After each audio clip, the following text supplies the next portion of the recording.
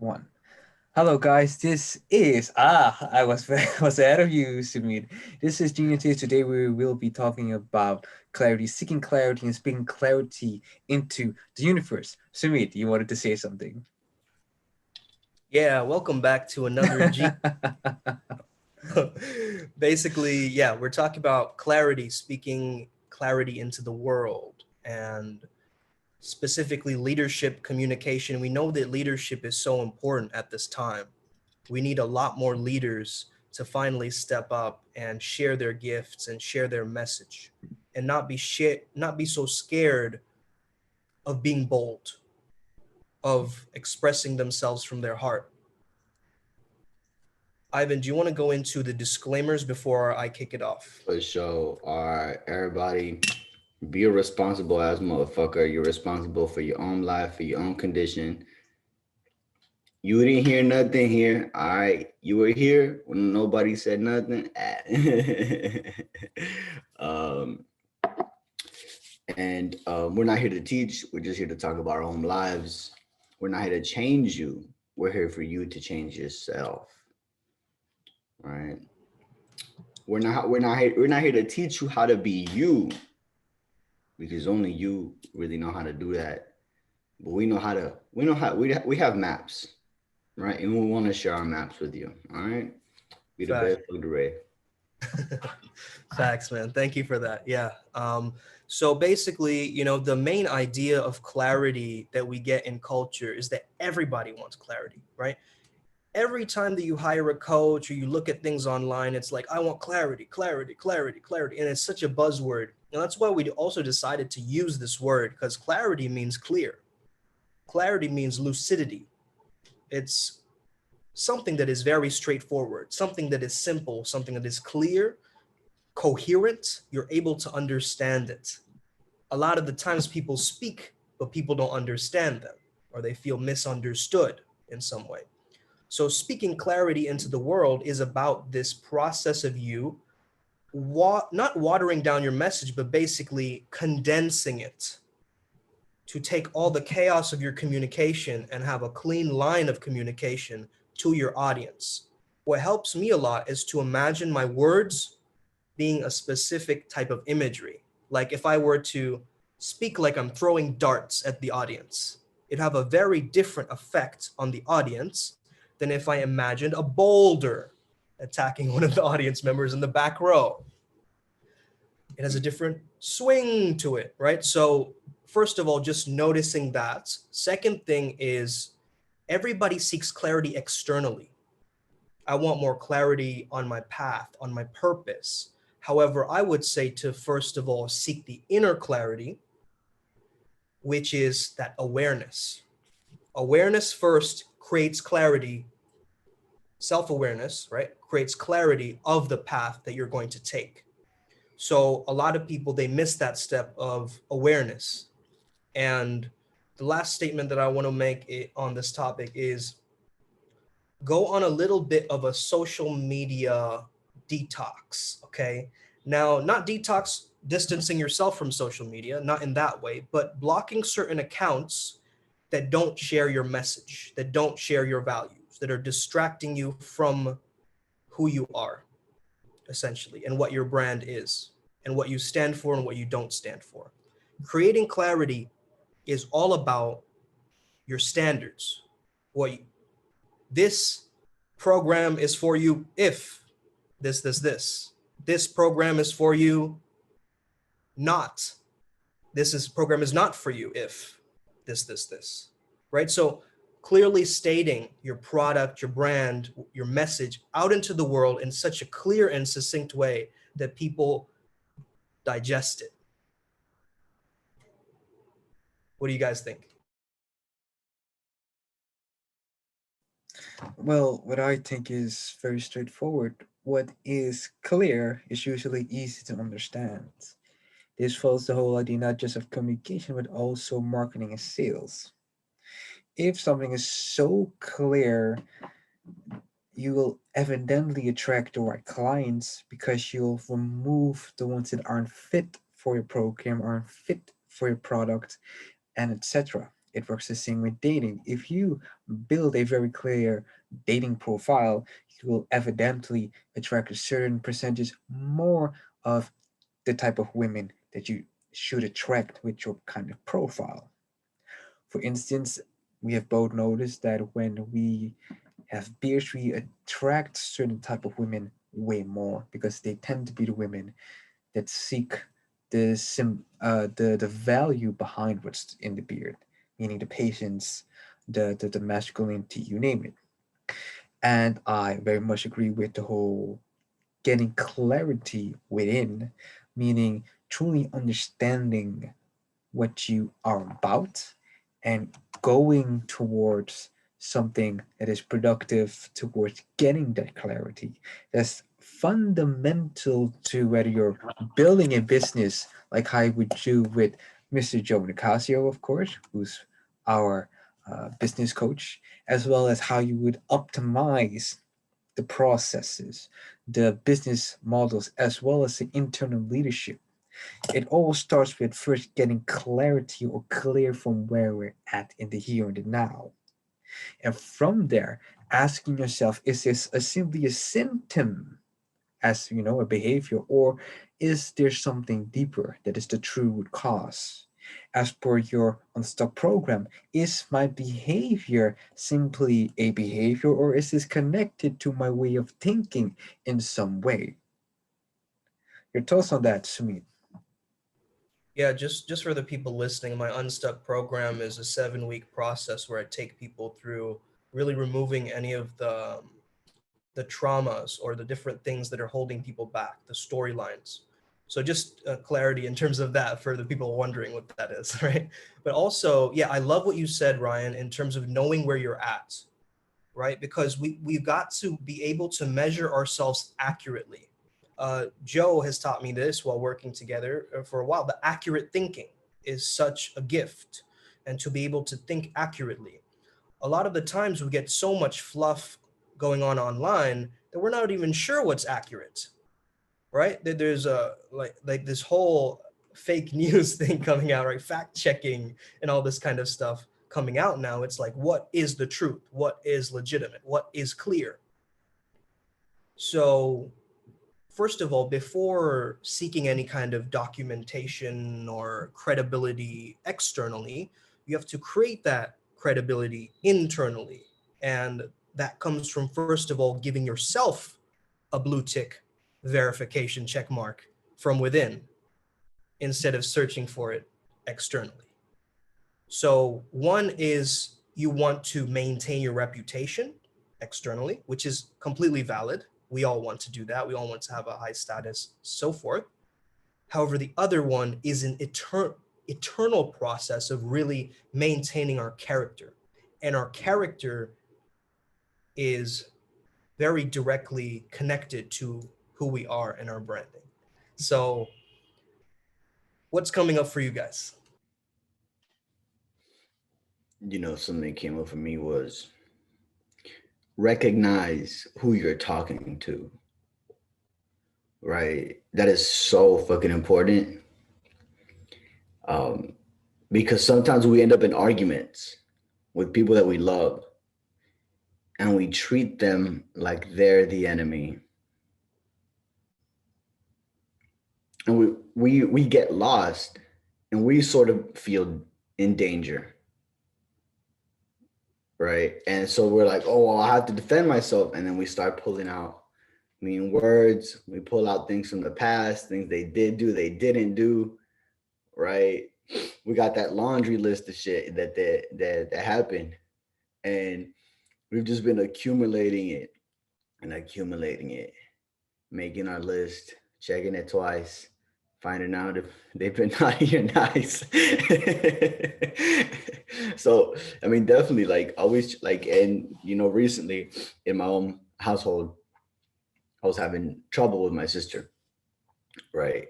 And I am the spiritual guide for many people in my family. I've broken us from many curses. I've broken us from many spells that have held them, down. But my own problem was that was that it can be very challenging to be around people who aren't at your level, right? Even though they're your family and you love them a lot, right? They can become annoying, like big time, for real. And like they'll say things like, "Oh, you shouldn't. Why you talk so much about personal growth? Why can't you just talk about normal things for once?" And like shit like that will really piss you off, because you're like, bruh, I'm trying to end pedophiles and take down the queen and kill the dollar and convert it all to Dogecoin. So like, bro, of course I'm gonna be talking about this all the time. Um, and so the problem there for them, uh, recently, at least my sister, was that she forgot who I was, right? And she had her own traumas, right, from our childhood, and if ever I became too loud with her, those traumas would trigger in her, right? So I have to acknowledge that as well, that how I played the role in it. So what I did is I just created space, right? And I was just like super, super, super respectful, right? But I wasn't necessarily seeking her out, right? And through this space, this gap, right?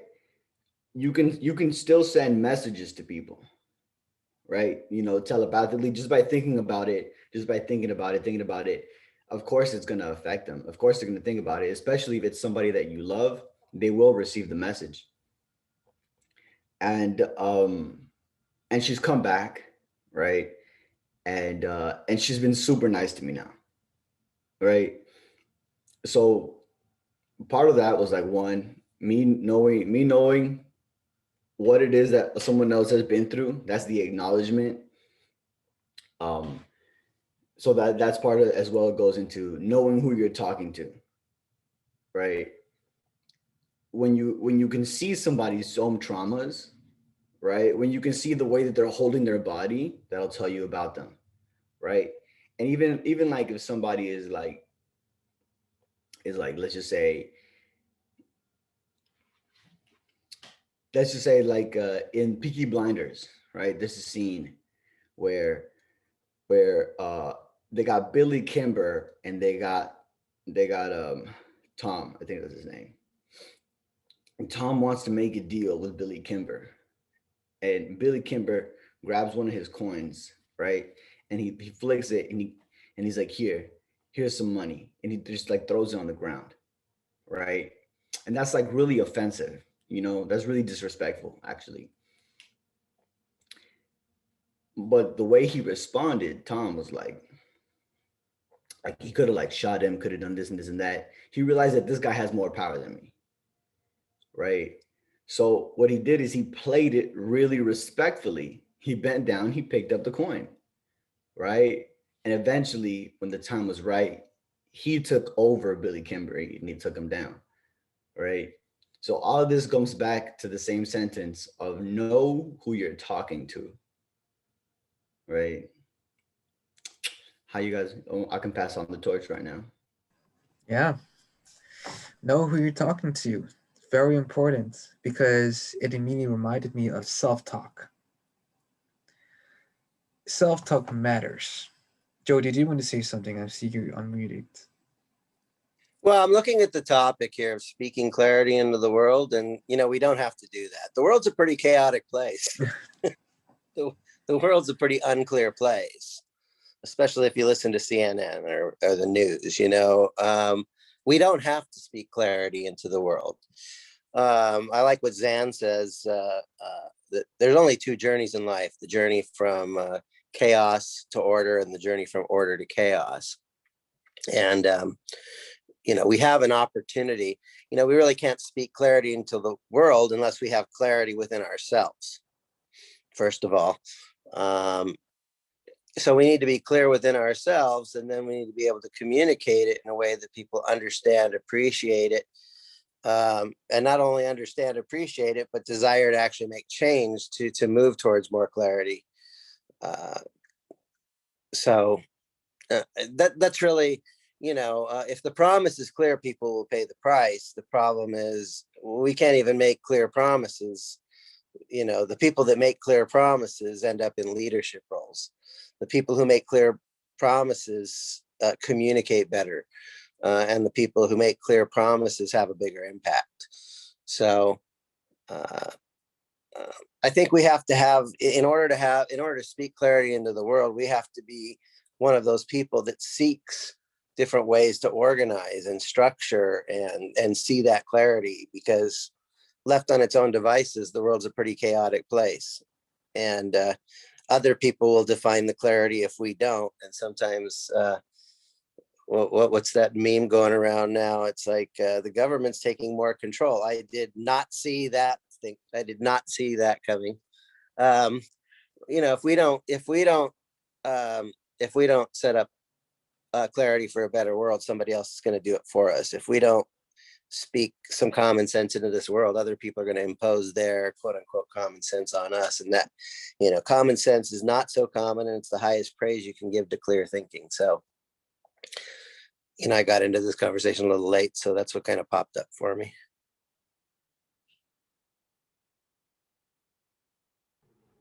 Thank you, Joe. Ryan, do you want to finish off your train of thought? Do I? Well, the whole idea of self-talk really connects with what Joe says. It's almost like you're having to make promises towards yourself, like I am this way. In the same way, you're marketing towards your clients in a lot of ways. You would like to have this. I'm looking for clients that are this and this and this. Clients that I work with are dumb, dumb, dumb, dumb, have these and these problems, want these and these solutions. If it is true, well, I have a fantastic transformation. And by taking them through your whole transformational journey and marketing it in such a way, you can get them there. And that very much relates back to the self talk. It's a tiny little voice that says you can't do that.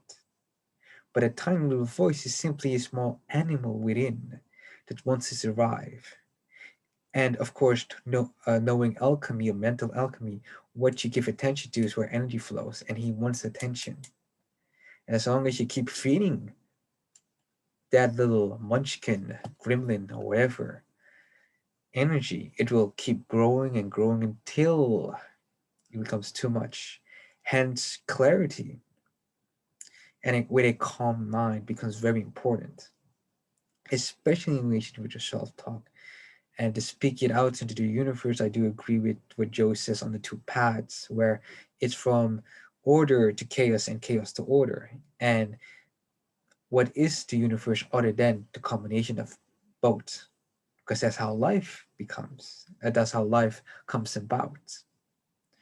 And take it as a surrender experiment as well. It's often that small little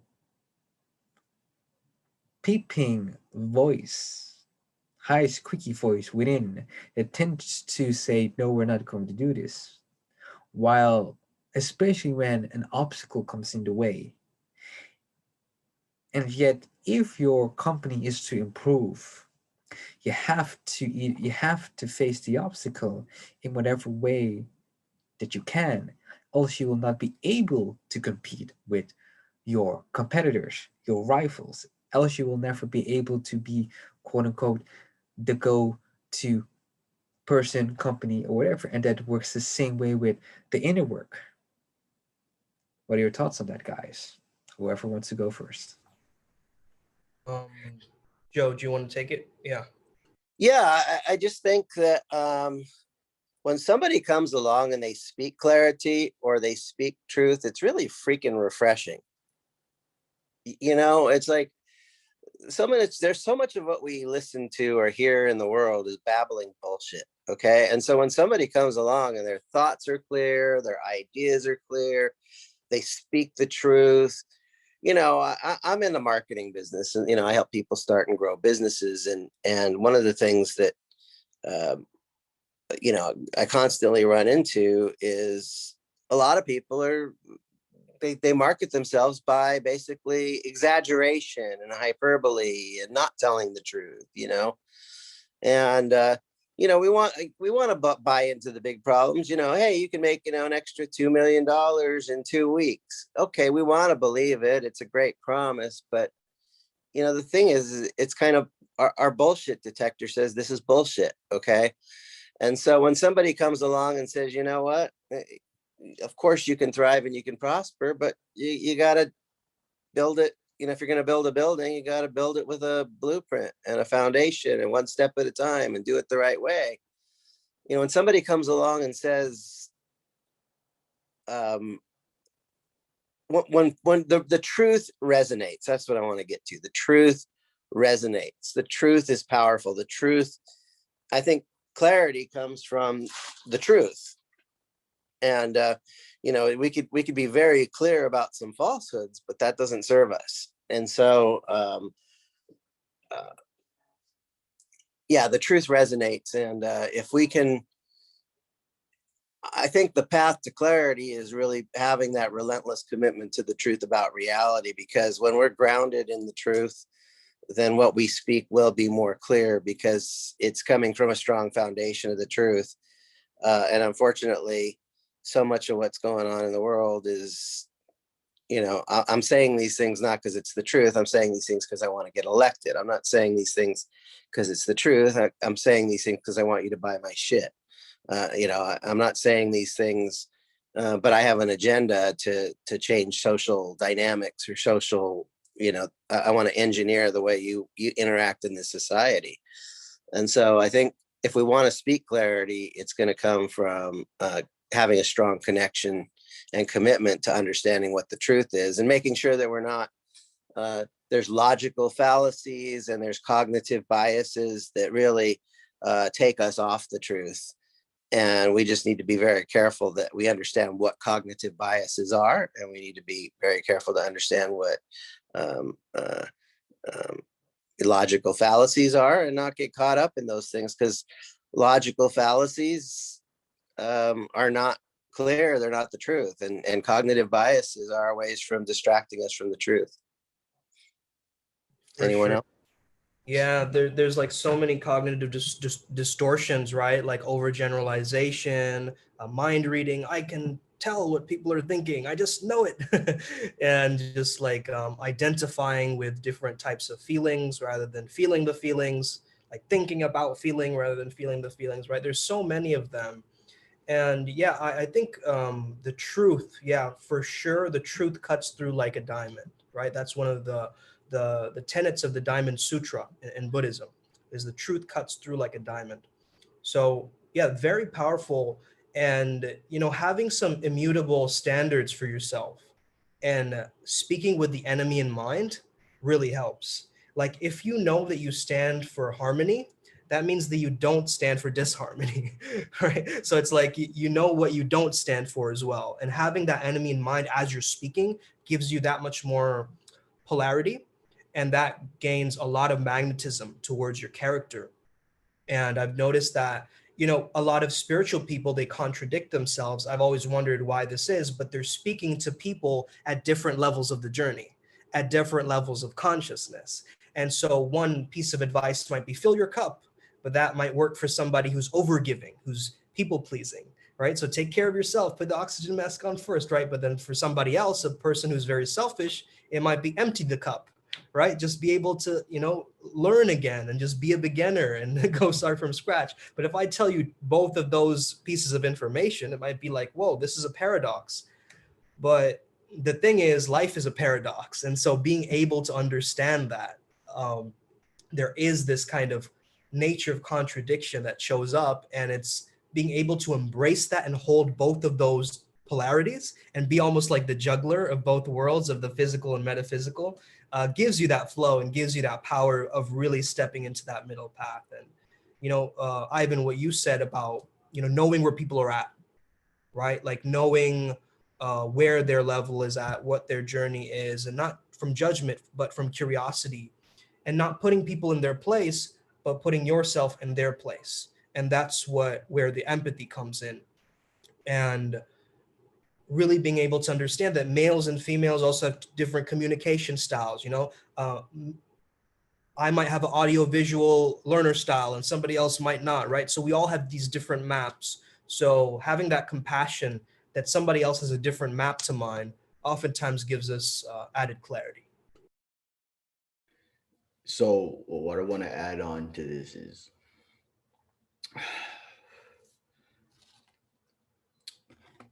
whenever I go at the beginning of the close a little bit further back, right?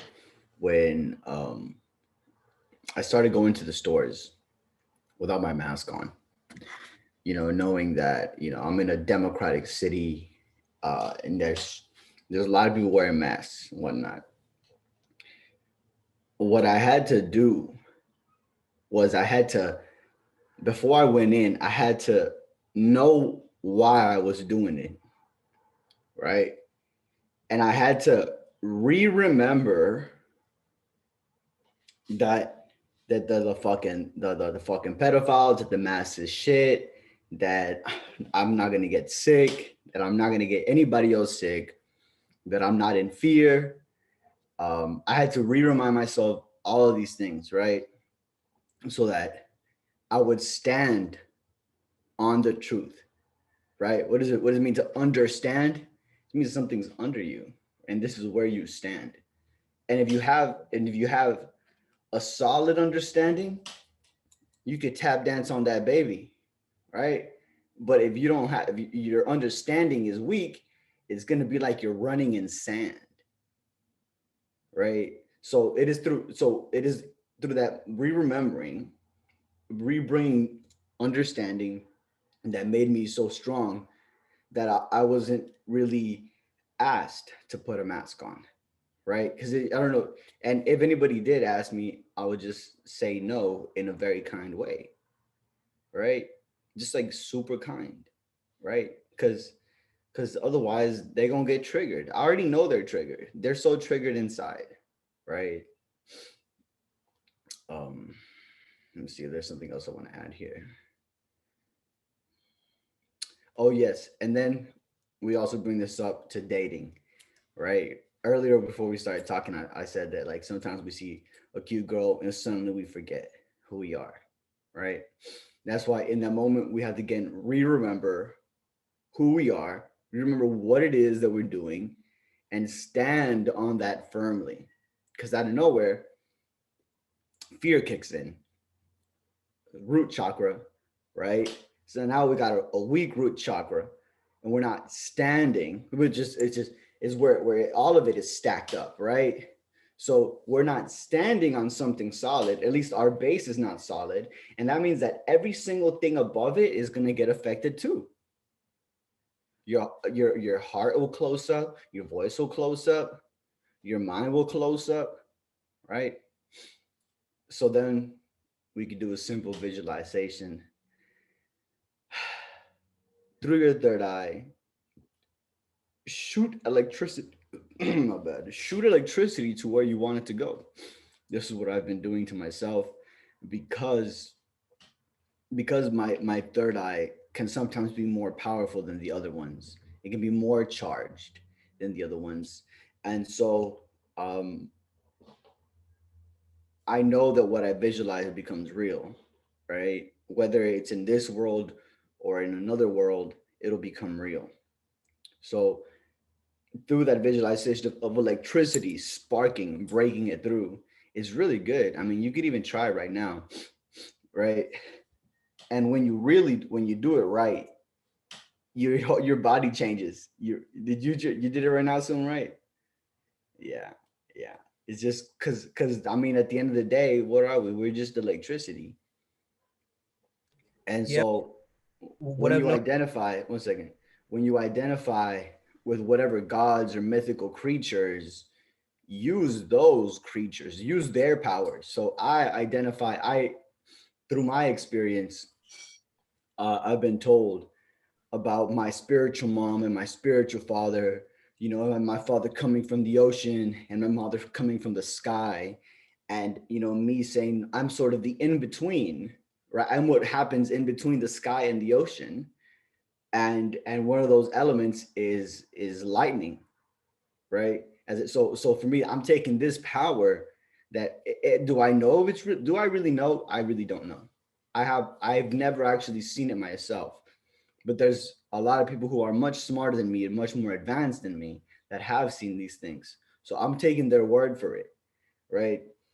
And so just to summarize my statement, connecting with what you think is real in the imaginary world, right? It's real in the imaginary world, right? In the not, I don't like that word, in the not seen world. I like that better. In the world that we don't see, right? You exist as well. You might exist as something. You might exist as a fucking cup. You know, this might be you, right? But use that shit to your advantage. You know. I'm with you. Yeah, I like the word metaphysical, personally, and I liked how you said the word stand. That brought up something for me. You know how we say that people are spineless, like that. That just reminded me of just like someone who's like in such a slouched posture and like not standing for anything, right? Like it's a person who's not who's taking a stand. Like if you take the word itself, right? Understand, which means underneath where you're standing, right? Which is the connection to the earth, which is the rooting. So if we're not rooted to what we're saying, if we're not rooted to our facts, we're going to topple over, and we'll believe in whoever tells us this is the truth, right? So someone can come along and be like, hey, take this advice, and if you're not grounded, you'll not be like, oh yeah, I'll try that out, sure. Next week someone comes along, hey, try this advice. Oh yeah, hey, I'll try that out too, cool, right? The week after that, oh hey, try this out. Oh cool, that sounds great. And all of these things that you're trying out, right? You're kind of like, oh, pick and choose. Let me try this. Let me try a little bit of that. You're dabbling, right? You're wishy-washy. You're dabbling on everything. And that's okay. But eventually, you're going to have to come to a conclusion, a closure point, a decision, a choice where you're like, yep, this is it. And if you are in your truth and in your knowingness, you're going to be like, no, thank you, man. Actually, I'm good on that. You know, like I know enough about that to say that that's not for me. Right. And that ability to do that is so powerful that it shifts something internally. So I love that visualization, man, of the third eye shooting electricity. I think that's powerful. And I think an even greater impact that that could have is like to imagine that from your heart you're magnetizing, and from your third eye you're creating, right? So you're desiring and creating at the same time. It's like this electromagnetic creature, because that's what we are essentially, right? So I really like that visualization, and I think anybody can try those two out simultaneously. I think most people don't know what they stand for. You know, I help people like choose what business to go into. Like, you know, children are born as geniuses and then conditioned into mediocrity. That's a huge foundation. And as we grow up, you know, the government tells us what to think. Our parents tell us what to think, all these different forces. And we have all these different interests. We have family interests and health interests. And, you know, we're scattered like a light bulb. And you know, if we don't if we don't take all of who we are and focus it in a one powerful way to impact the world, then we're going to end up just working for other people. We're going to end up, you know, so when we get really clear about who I am and what I stand for, and here's my most powerful way to show up in the world, I become very clear about who I am and what I contribute. But if I'm fuzzy about who I am and what I contribute, then we're not going to succeed as in self-employment. We're going to end up being somebody else's bitch because we don't know what we stand for. And so we let other people determine they stand, you know, if you're not building your dream, you're building somebody else's dream. And so when we get clear within ourselves and we stand for something, we show up in our most powerful way. So um, I can't speak clarity for everybody on the planet, but I can certainly work on getting clear on myself and who I am and what my cause and what my purpose is and what I stand for. And so once I get clear about, what's my role, look, it's a big planet, I can't be responsible for everybody's moves. I can only be responsible for my own, footsteps. And so, but it's going to be really difficult for me to have any kind of impact to impose clarity on others when I don't have that clarity in myself. And so I think, we all have amazing potential. And so we just need to organize ourselves in such a way that we can maximize our potential, get clear about who we are and what we're about, what we stand for. And when we do that, when we show up powerfully, and we show up as a leader, we have more impact. When you're scattered like a light bulb, you don't have much impact. When you're focused like a laser beam, you got a lot more impact. And when you show up focused like a laser beam, not only do you have more impact, but other people just get who you are and what you're about a lot more powerfully. And if we're scattered, we're not going to have much impact. If we're focused, we have a ton of impact. So once we organize ourselves, we show up more powerfully. And that's what I have to say about that. That's awesome, Joe. And something I did quite recently was I decided on different pillars of content for myself. So what my brand stands for, and then different principles that align to my brand, like creativity, like mastery, like my own, porn addiction, like all these different topics that I can speak on, right? That relates to the audience. And I think that that is really powerful when you can think of, this is a pillar for me, this is another pillar for me, and just be able to build from those pillars. You can also organize a schedule for your content. Like you can schedule, like, okay, on Wednesdays I'm going to do this, or like on Fridays is going to be Flow Fridays or something like that, right? Like it gives you power to be able to step into that for sure. I want to bring this conversation into a question. What happens when the mind doesn't know? Let me ask y'all that question, right? Y'all could answer that out loud or in the text box. What happens when the mind doesn't know? I'll let y'all think about it for a second. What happens when the mind doesn't know?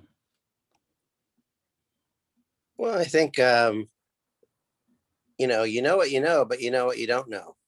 And then there's things you don't know that you don't know. So, So what happened? yeah, what you're saying is true. And it's like it'll make up things. When the mind doesn't know, it'll start to make up things. What is anxiety? It's made up, right? What is arrogance? It's made up. It's when we don't have enough real confidence, that we have to imagine that we are something that we're not, right? So You're saying is when you label something, it becomes real. yeah, and to speak clarity, we have to label everything, right? And that's we've got judgment, right, for that, or discernment. It's a good word. But see, whenever you speak something to somebody, sometimes you also have to say what you don't mean, right? You tell them what you mean the whole way, right? But even still, there's gaps, and their mind is gonna make up something, right? And you don't know what they're gonna make up. They're gonna make something up based from their own life experiences, right?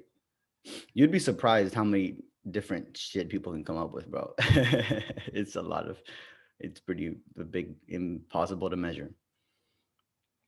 Yeah, there's this like constant searching for the answer, right? Yeah. And so, like, let's just say I was with my aunt. Actually, I wrote this in my book. There's like a lot of like, events that happened in my life. I wrote them in my book. And she gave me a shirt, and it was for Christmas, and but she wasn't for me. She just told me like, oh, I got this shirt for somebody. I wanted to give it away. Would you like this shirt? And I was like, I look at that shirt and I'm like, bruh, I will never ever in my entire fucking life wear that shirt. Never in my, not even to the gym, not even to work out. I was just like, nah, I don't want that shirt. It's not for me. And I could tell that it hit her. She was like a bit upset about that she was trying to give me something and I wasn't receiving it. And so I told her, I was like, Aunt, it doesn't mean that I don't love you, because I very much appreciate you wanting to give me this. But me not receiving it does not mean that I don't love you.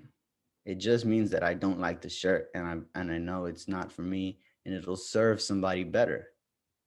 It was gonna serve somebody better. And suddenly she was like, oh, you know, and she flipped it, right? I don't know. She might have come up with that answer eventually on her own. But in that moment, her thoughts were thinking, oh, he didn't take it because he didn't love me. Right. So just to put it into one sentence again,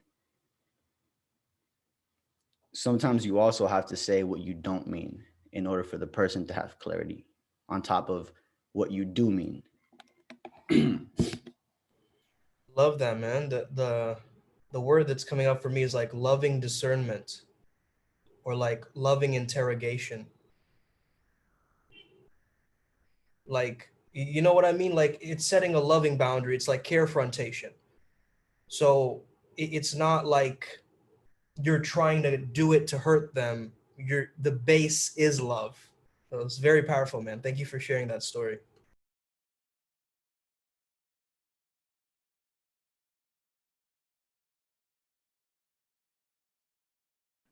I really liked what you said, Alejandro. I like the whole idea of truth is more, or clarity is more than simply seeking truth, is also speaking it and going towards an understanding.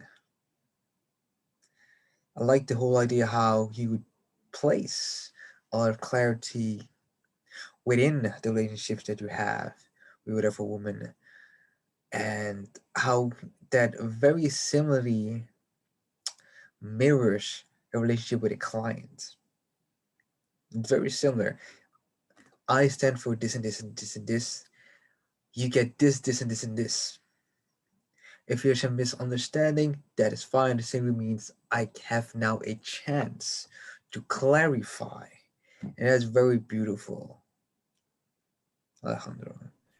Yeah, it's what we were talking about in terms of the vibe check, right, Ryan? Because in terms of like deciding on a relationship, you're not going to want to date everybody, right? That's just exhausting, right? You want some kind of qualification process, some kind of um, thing that you look for in the client or anybody, right? Ryan, the three things you mentioned were like tone, body language, and the words that they're saying, right? So noticing like, okay, their body language might be telling me, oh yeah, that thing is amazing. Yeah, it's great. But their head is nodding no as they're saying it. And you're like, what? Like your body is going no, but you're like, oh, that's awesome, bro. That's a great thing. Yeah. But your head is like nodding no, right? So it's like the body's against the mind in a sense. That everybody is struggling from an internal battle, right? And the minute you accept yourself and you say, I'm okay with everything, the moment there's a level of peace that comes through in the communication. And I think that's what we're trying to get to, is understanding that, if I'm a nice guy and I become, mean in one moment, does that mean that I'm not nice anymore? No, it's still me, right? It's still myself, but it's just that if it wasn't myself, then how can I do that? You see what I'm saying? So we're constantly these multidimensional beings, and we've got to recognize that we can change and shift at any moment. I think there is a narrative in culture telling us that breakthrough transformation is not possible, that change has to take a long time, right? And it's such a narrative that we don't change, right? Because the collective consciousness is believing, nah, bro, you can't change overnight. That doesn't happen, right? No, breakthrough transformations don't happen, You can't get the results quick. You have to wait a year, 12 years, 19 years, a millennium, whatever time span you want to give it.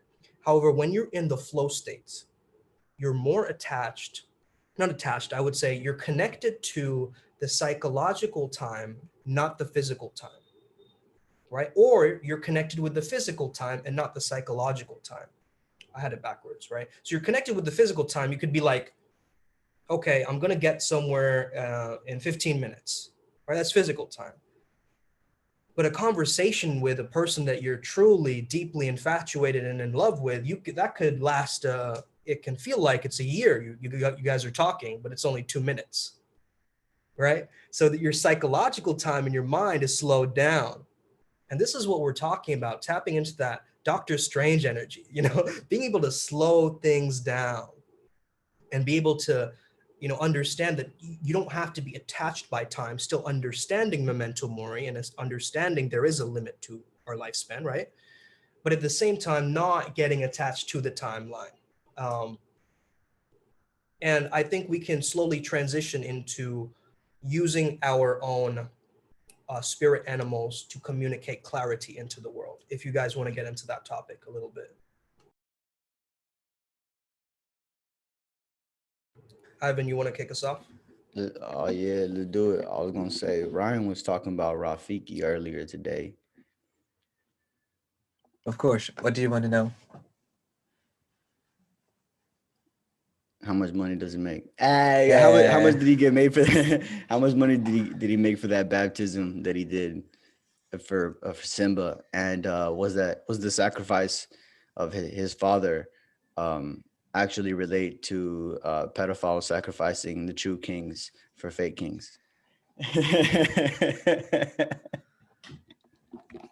Oh, holy shit. Where did this come from? I didn't dig that deep, but it kind of makes sense if you look at from an line pride perspective. Because usually uh, the kids of another pride or another lion gets killed, and the male cubs, tend to be castrated if you look at nature, because competition may not exist, so to speak. However, the reason that I chose a very specific baboon, a mandrill, is because of the combination between ferocity and spirituality. I see that as a leadership quality, it has both to do with standing firm in what you believe in and being as flexible to see if there's something better or just a slight deviation that works better, then I am to take it and to let go. And then, of course, ground towards the clarity and within the truth that is now present. It's really cool how animals, right? You think about the animal, you tap into the animal, and then you think about, oh, why the fuck did we have animals here? Animals are our healers, right? When you're a healer, you need healing too, and that's what the animals are here for. And it's really interesting as well how the lion, right? We're gonna take the lion for this example. It's very important for this example because a lot of times we have killed the lion in our own self. And what that means is we've killed the alpha in ourself, right? And we could just say social conditioning, what have you not. But that's exactly what they've done to a lot of people is they've killed their inner lion. And I've noticed this even for myself recently, where perhaps I was being too humble, right? I think humble is important. Humility is important, but I think there you do go to an extent where you're too humble, right? And what I saw was that like I'm more alpha than these motherfuckers right here. Like I'm winning. They're older than me. They're a hell of a lot older than me, and I'm winning, right? And so I was like, bro, like just next time handle your shit differently, bro. Just because in a way I felt like I was the lion. Y'all, I'm sure I know y'all seen that video on Instagram where there's one lion by himself and then there's like a bunch of hyenas. So now they've got like the upper hand, right? But we know inside that, like, if it's like three hyenas, the lion could take them down. We know it, right? But in that moment, in that video, there's a lot more. There's a lot more hyenas. But anyway, in my situation, there was only three hyenas, and that's what it seemed like as well. That's like, it's like their mannerisms, like when they would laugh, they would do this shit. They'd be like, you know, and so yeah, I was like, I was too humble. So the lion, bringing back that in ourselves, right, and connecting with the animals. What animal do you want to communicate like, right? If you want to communicate like royalty, the lion for sure. If you want to communicate jazzy, the jaguar is like a jazz club, like a type of bouncer, or he's the one playing the instrument in the back. Like there's the jaguar. That's the communication. What are you trying to communicate like, right? The animals, they say things, they do things, they piss on things, right? If you're gonna communicate like a skunk, right? You're gonna have to smell. That can be part of your survival strategy. Is I'm a stink. I mean, it's a shitty one for sure. But what do you want to communicate like? Hey, I've used the venomous thing to scare people away, so stink is a little bit softer. Nice, bro. That's what's up. Go ahead. I'm sorry. No, I mean, it was a comment. It's For venom. the right for the jaguar specifically. Wait, can you guys hear me? Yeah. So yeah, I'm imagining like from Black Panther, where he was like tapping into that rebirth scene where he went to the ancestral plane and he saw like his father being like the jaguar, right? I imagine that scene specifically for any animal, so we can actually access that ancestral plane through our dreams, through our imagination, through our meditations, and it can really help to be able to also imagine a body of water at times too, that you're looking and communicating through some kind of portal or a body of water. Specifically for my spirit animals, it's the dolphin, the tiger, and the hawk. And the way I've been able to integrate all three of them, which is kind of like mind, body, spirit, that's how they're split. However, I didn't want to split them. And so I kind of boiled it down to my inner child, thinking of tiger, hawk, talk, doll, right? Dolphin from doll. So it's like a talking doll, essentially. So I imagine all of these animals just through the words. I mean, it's just like this talking doll. And that's my inner child, and and I go back to that as a groundedness and a place for where I can integrate all of these animals, but they can also split into different parts. Like, let's say I want more playfulness, I'll tap into the dolphin. I want more ferocity, I'll tap into the tiger, etc. So yeah, that's one way to really, it's almost like Transformers, right? The way I described it. But I think that's a really cool technique to be able to tap into different animals.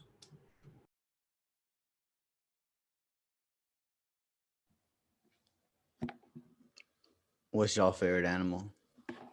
I used to be an animal, but now I'm a gentleman. We missed the animal, Joe. You gotta go back to 10 days I like of being an animal. cats. They You rule. like cats? I like cats. Like lynx? I like all cats, but actually, my favorite cat is a Burman. It's a house cat.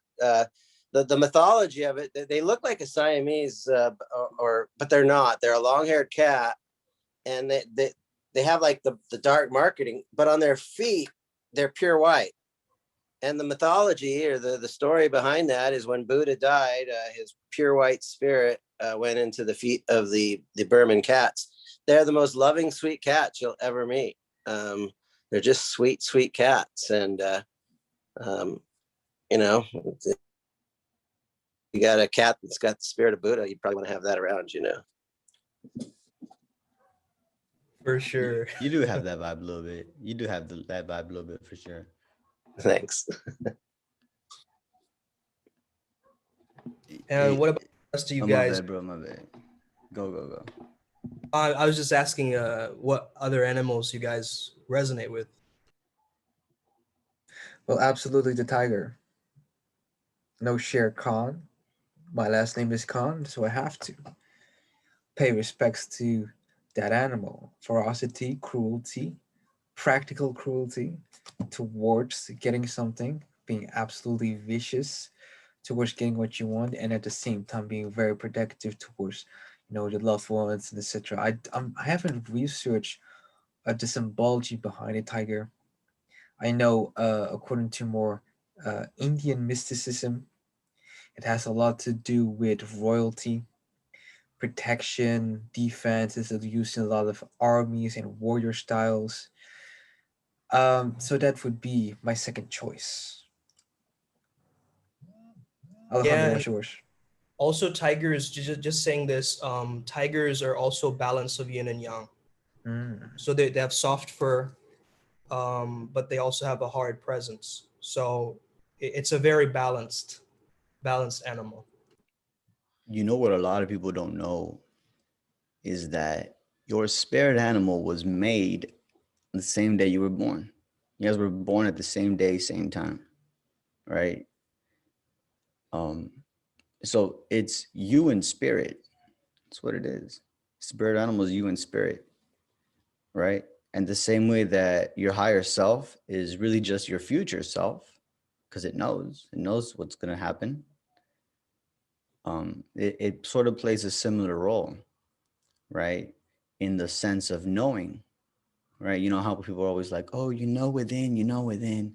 Well, you know through the extension of the within. I can call it that, right? So it's like things that live outside of you, they're outside of you, and live independently from you, but are still a part of you. Almost like a child, bro. What the fuck? but it's similar into that sense that it's an extension of you. It's like it grows apart from you. That's why I love Extreme. spirit animals. We're gonna take any questions right now if you guys have any.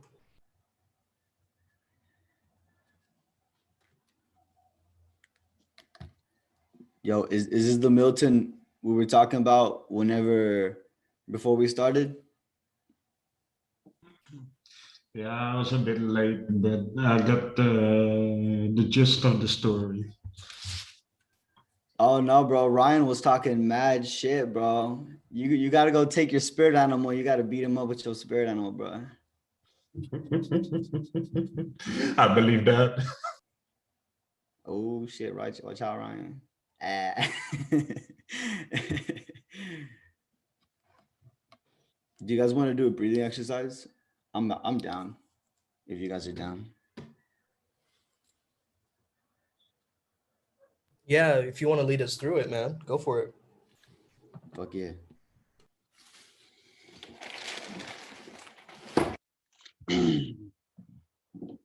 Okay. I'm gonna go shamanic mode, all right? Okay. Why y'all start disappearing?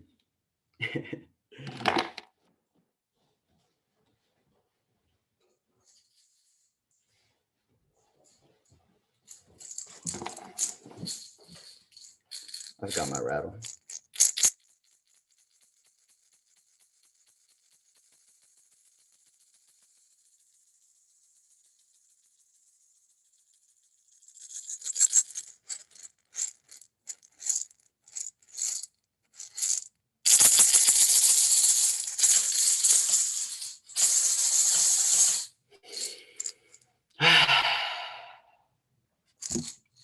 Okay.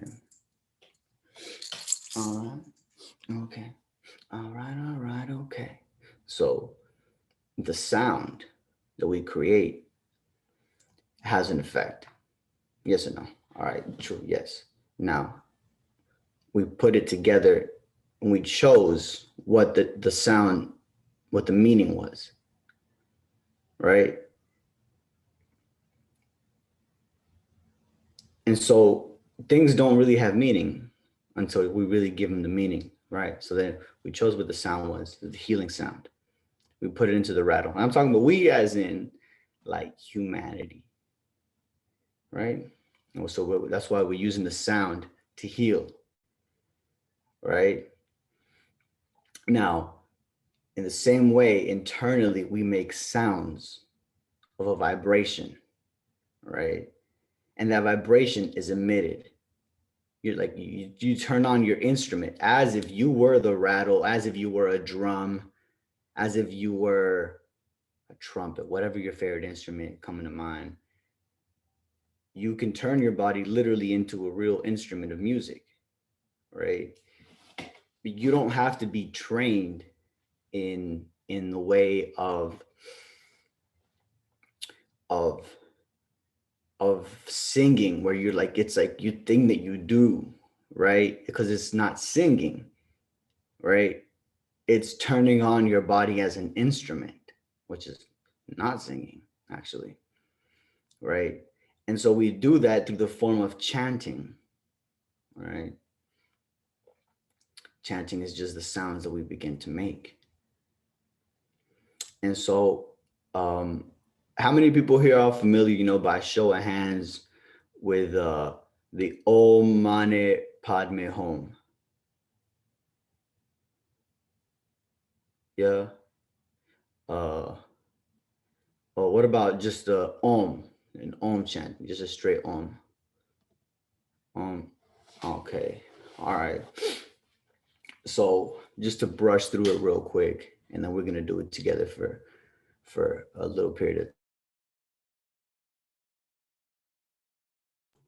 You're frozen, brother.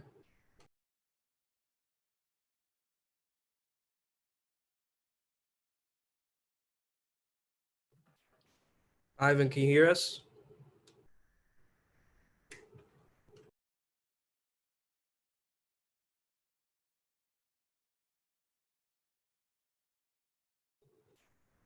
Nope, I think we lost him. I think we lost him as well. Should we wait, or do you want to go to the ending notes?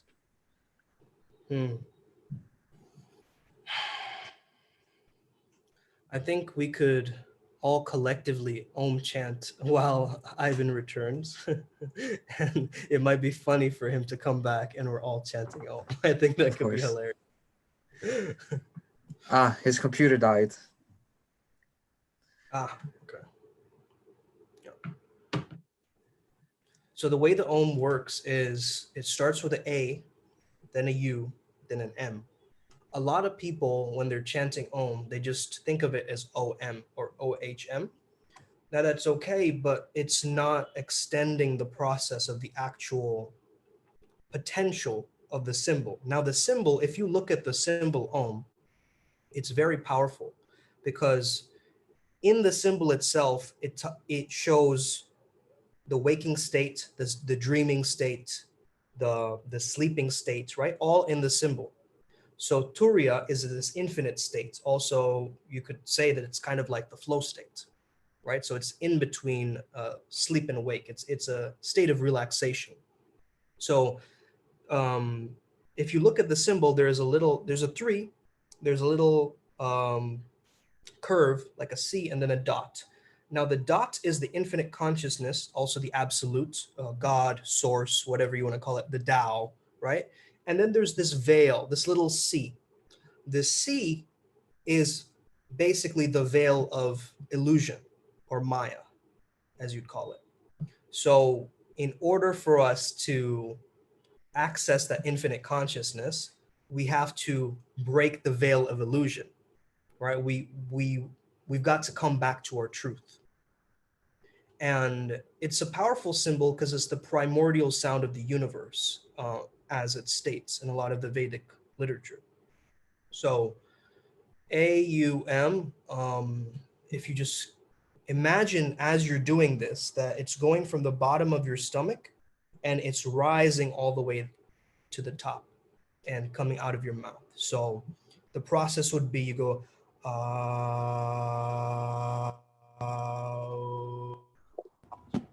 I can't hear you.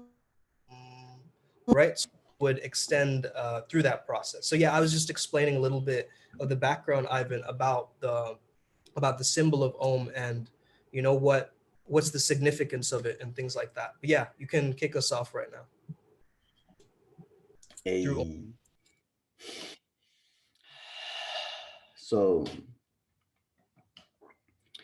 when we do the Om, it's OM, right? You see, all of life exists on a spectrum. So when we take the Om, we're gonna pull it. We're gonna go Om, right? So I pull it for one in the form of sound, and two in the form that it travels through my body. Because I'm gonna begin at the bottom of my body, and I'm gonna pull it up to the top. Right. And as it goes, it'll cleanse everything in between. And the really amazing thing is that, we have three different kinds of muscles, right? And typically when we think about muscles, they think like, oh, like your pecs and your biceps. There's also the internal muscles, right? And your organs. So it'll be a massage for your internal organs on a more scientific level, right? I like to, yeah. So I like to bring a little bit of the science behind it just because it helps ease your logical mind, as well as your emotional mind whenever we talk about the spiritual aspect of it, of chakras and such. So yeah, I'm gonna lay my microphone down, and everybody who wants to participate can just come into their body. Not trying to change anything just yet, right? Just feel where you were, and now you can adjust your body and see where you want to be.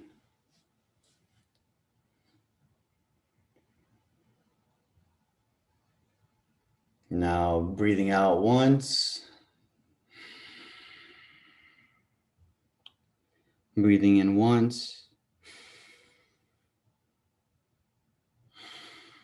Okay, we will begin on the count of 3, 2, 1.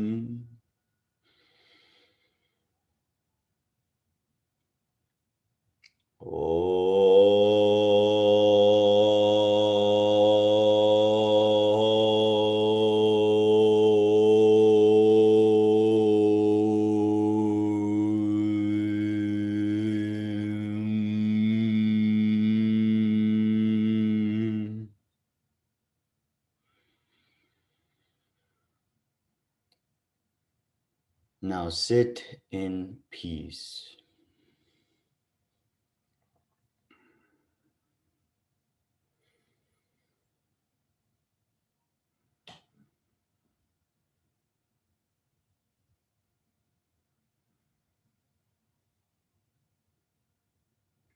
This is your new default.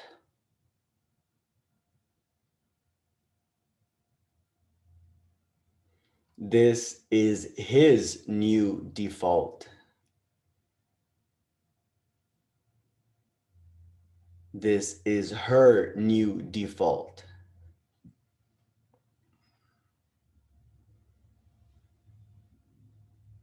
This is our new default state.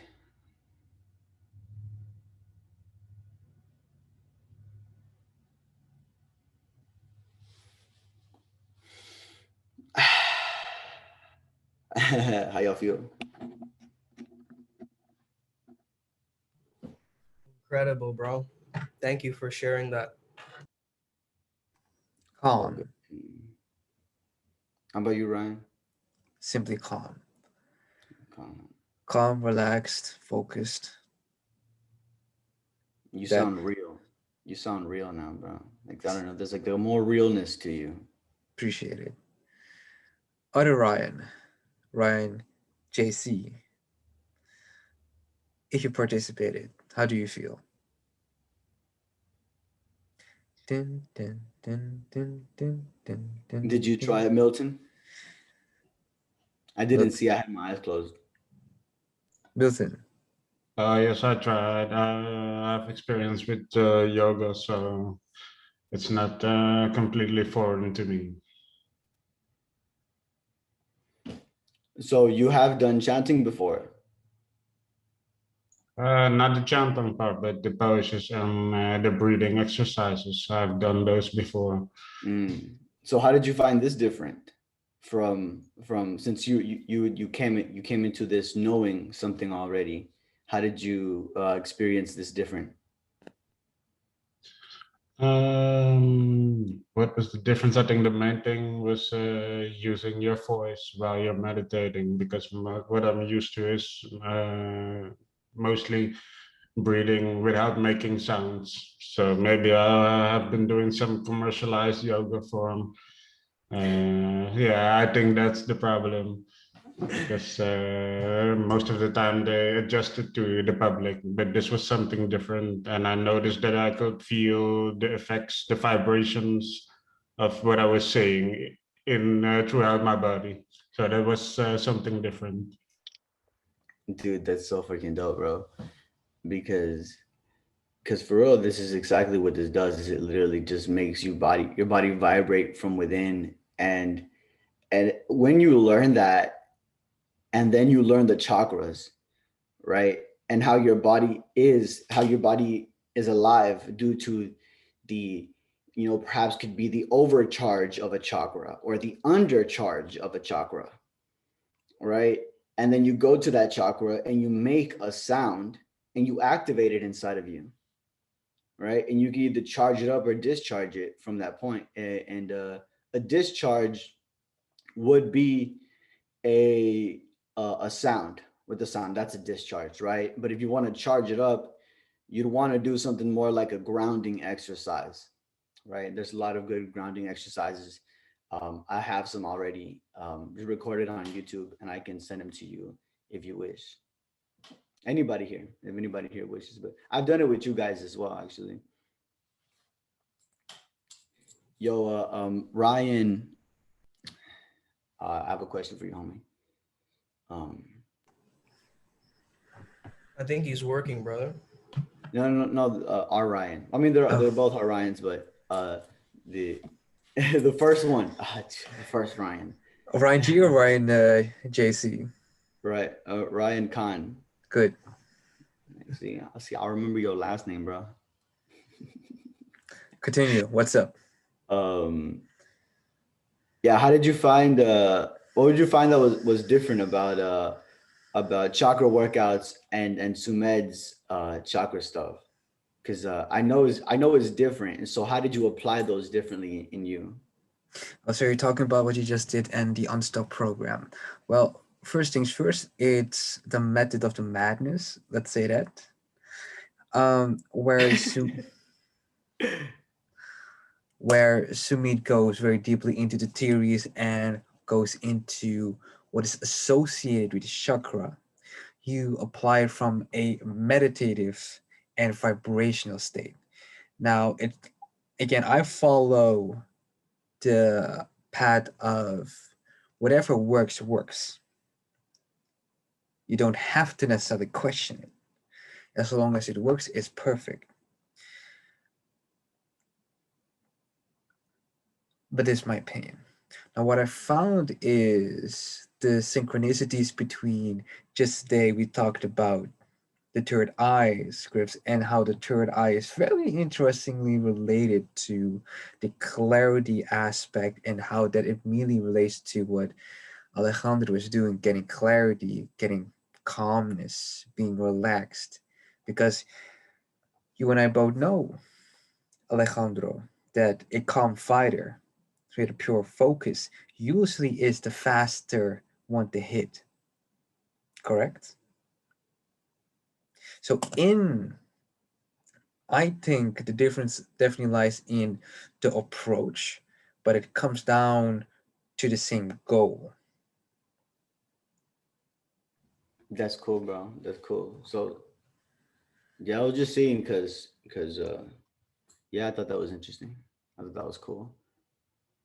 Yeah, brother. And I used one of your techniques for Ryan today. Actually, the remember when we were in Delhi and you were doing a third eye activation for me, and you got me to focus on the tip of my nose, the tops of my ears, the eyelashes, like the little, Yeah, eyebrow dude, you go into the details of your face. Yeah.